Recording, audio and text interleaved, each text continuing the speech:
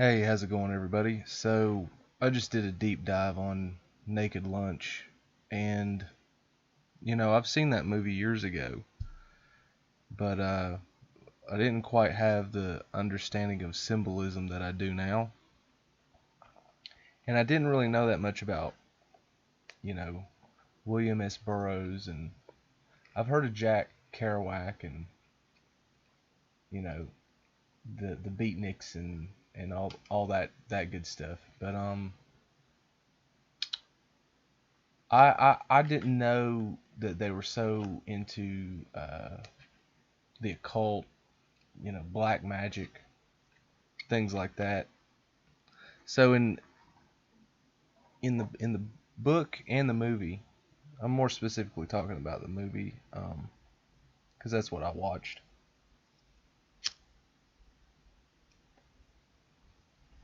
But in that movie, this bug exterminator um, kills his wife because this hallucination of an asshole bug tells him to, and blah blah blah. There's all this homosexual connotation. There's these aliens that jizz out of their head, um, and I guess that's symbolism for the mind is the creator, is the sexual organ of William Burroughs. Not having kids, not having a family, not teaching kids good morals and values. Instead, his highest, um, you know, value is the brain. That's why these mugwort things keep ejaculating out of their head. And then they have them, you know, these mugwort things in the picture, strung up in a barn, and they're just harvesting their brain jizz. And I guess that's another metaphor for like writers and artists. They're just strung up, you know, and all that. So sure, there's symbolism. There's all, got some points in there and this and that. But the story of Naked Lunch itself is about a man's willingness to descend into madness for the sake of creation. And I have to say that's bad. That's just bad because I did not know the backstory. I did not know how William S. Burroughs came to write the story, how he came to be famous. So he's writing all this psychedelic stuff and all these things, and maybe he is in contact with something, right? But at what cost? I found out that he was, method acting his book out with his wife, and he shot her and killed her in Mexico. She's dead. And he says that is his inspiration. Can you believe that? Like, he constantly thinks about shooting his wife, and that creates stories within him. How fucking sick. I didn't know this was the case, that he basically did a black magic ritual by killing his wife, and now has access to intense emotions that elicit a story that sells, that people want to listen to, that they want to buy. And I just, everything that he does is tainted with that murder. Okay, it's tainted with that murder. There's no way that you can isolate him murdering his wife and his success and his career. And I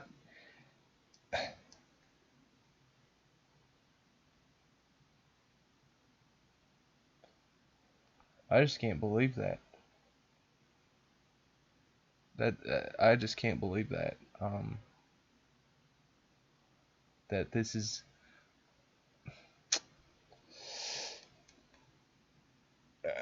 I don't know, not talked about more. I had no idea about this whole thing, about what these uh, beatnik people were. You know, Allen Ginsberg. I know that he is a, real perverted. He's real fucked up. And all these people just hung out with each other doing heroin, drugs, killing their wife. You know, who knows what all kind of shit they were doing. And these are the people that, inspired all these different movements, these hippie movements. And I mean, there's things about the hippies that I like, you know, the exploration part, but there's also this darkness in it, man, that is right underneath the rainbows and the sunshine and the, tie-dye teddy bears. There's this evil, this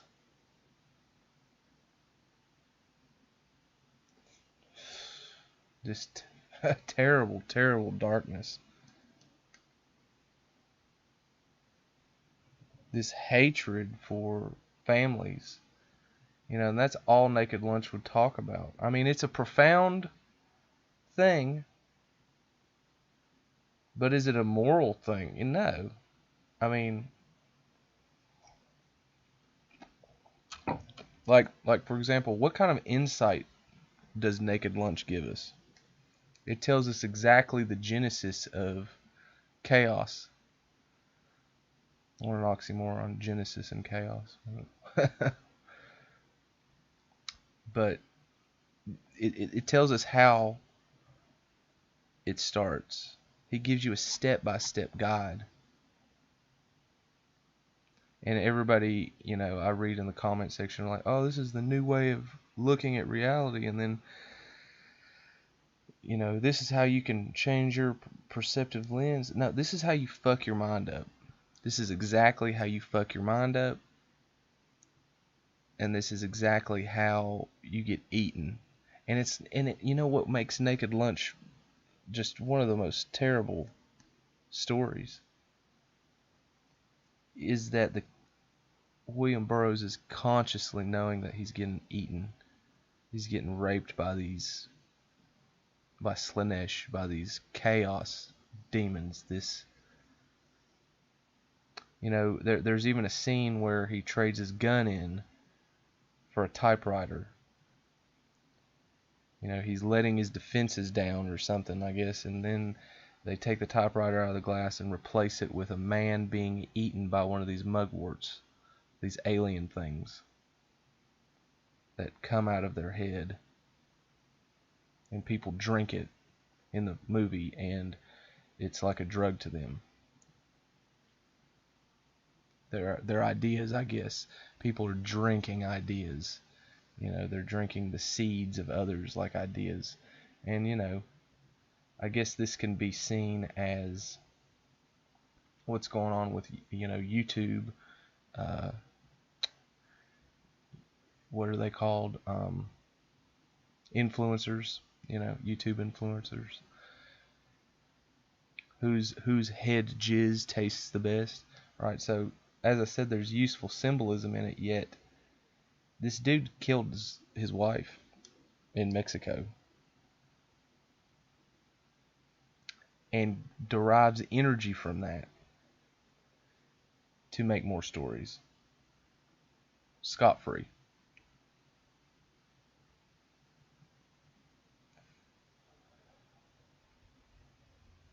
Bizarre to me that this is not banned, that this guy is not considered,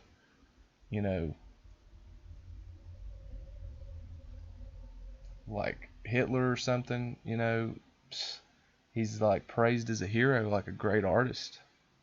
Somebody, and the dead wife is like a a sacrifice everybody has just accepted. No, nobody cares. Nobody cares.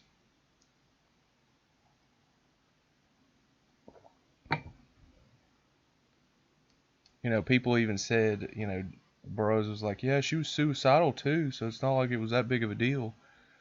Can you believe that? I just didn't know this, and I want to share this with whoever's out there. This is fucked up, and it cannot go unnoticed. I mean, people say the movie's supposed to be disgusting and repulsive. It is more than just that. It is the antithesis of order.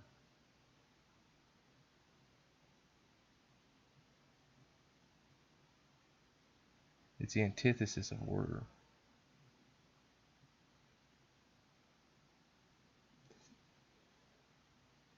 I mean, it was horrifying to think that this dude really killed somebody and thinks about it and ruminates on it and gets energy to make stories. You honestly can't get any more black magic than that. That is what that is. And him having all these resentments for him being a homosexual and not wanting to have a wife and a family, and killing her, killing the source of life that could bring him children, and then him only being obsessed with creating his stories, which are now his new children, the new semen that he sprouts out of his head that he's going to make everybody come in a homosexual act. If anything, the Naked Lunch movie was,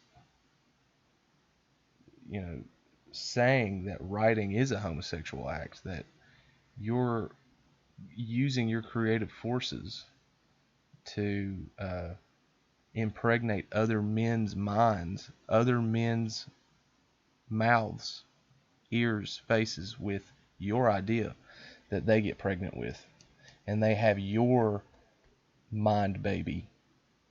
And it's a constant war with all these men trying to impregnate each other with their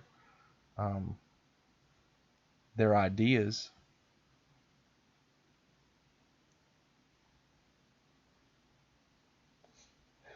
I don't know where I'm going with this thought, but that's just what the movie looked like it was saying to me.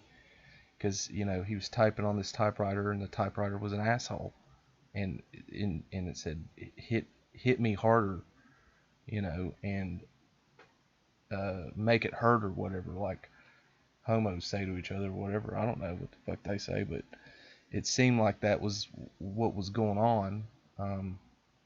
Was as he was banging on the typewriter, he imagined he was banging an asshole, and that didn't create any life.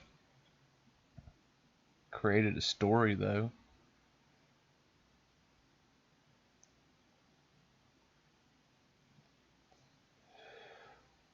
The more I think about it, the more fucked up it is. And again, I know everybody. It's the irony is not lost on me. That's what the point of the story is.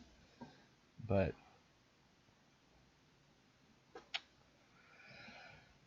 everybody talking about morality and subjective morality and all this, and like, think about this: the Necronomicon, a book bound in human flesh, written in blood, against people's will, a tortured object. Just as this Naked Lunch is, it's derived from the death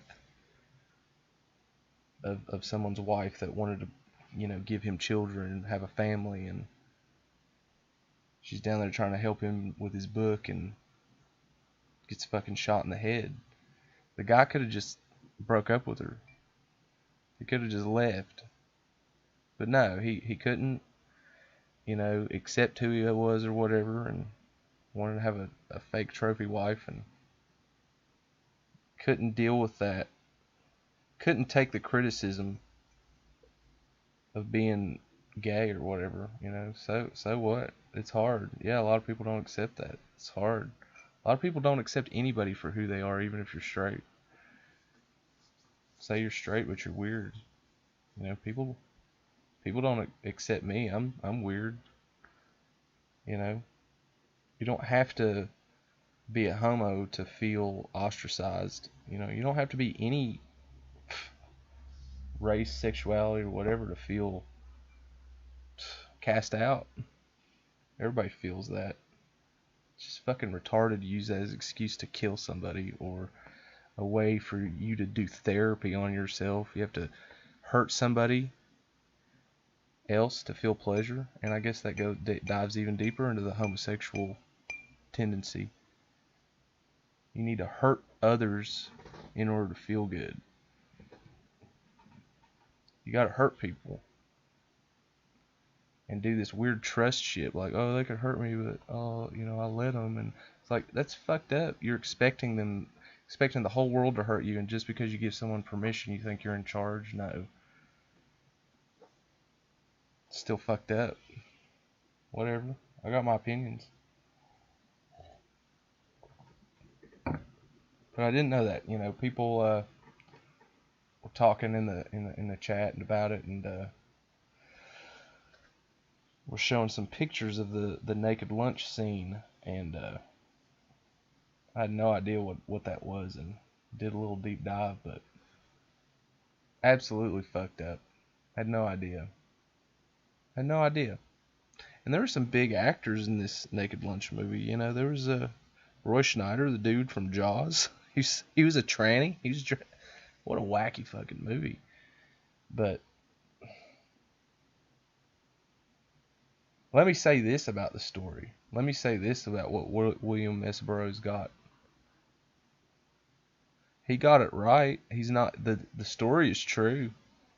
I'm not going to sit here and say Naked Lunch is a false movie. It's a true movie.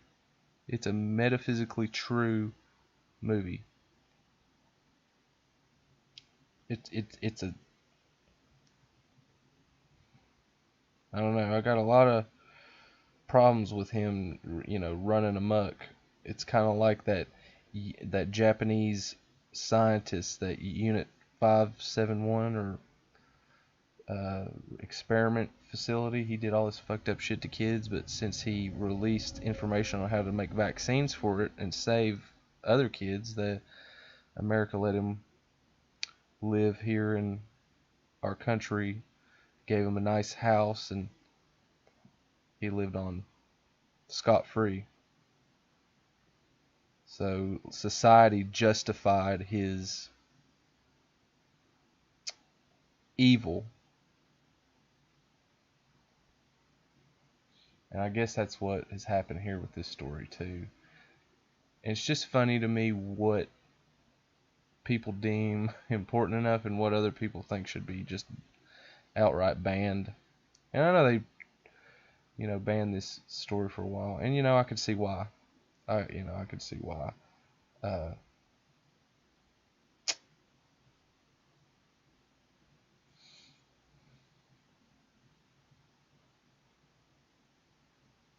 I guess the question is, you know, am I better off for knowing these things or not? I mean, I already knew these things. I didn't need to see a talking asshole bug to tell me that this is hell, that that's evil, that you shouldn't do that stuff. If you're in an unhappy relationship, you just leave. You don't do all this fucked up shit. And if people say, oh, what about the alimony and all the judge and stuff, like, get a fucking sailboat and leave. Like, just leave. Like, totally check out, man. Go start a new life. I don't know. I don't know what you want me to tell you. But you know, where there's a will, there's a way. You can change your life, man. But to think that you have an obligation to go hurt other people for your creative process. It's just pure evil.